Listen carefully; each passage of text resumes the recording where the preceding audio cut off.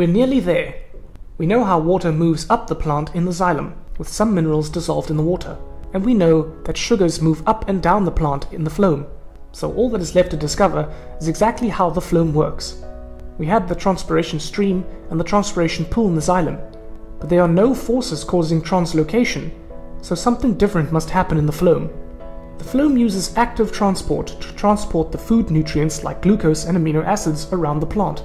If you have forgotten how that works, watch our video on diffusion, osmosis, and active transport first. Glucose is made in the leaves by photosynthesis.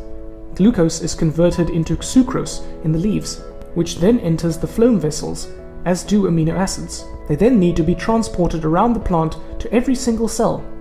The areas of the plant where sucrose is made are called the sources, and where they are delivered are called sinks. The phloem uses active transport because the sucrose moves against its concentration gradient, from the lower concentration, where it is made, to a higher concentration in the phloem cells. We don't need to know much about the phloem, but just be aware that they contain sieve tube plates, which the phloem sap travels through. The neighboring companion cells provide the sieve tube elements with the energy they need for the active transport. So in these 3 videos, we have learned all about the transport of water and minerals through the plant via the xylem.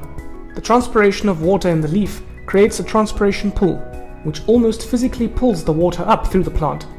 Just picture pulling water up from a well, and that is what is happening. We then also learned about the energy-driven translocation of sugars and amino acids in the phloem. Whereas water only travels in one direction, from the roots to the leaves, the sugars and amino acids are needed by every single cell, and so the phloem is multidirectional. But to achieve this, active transport and energy is needed.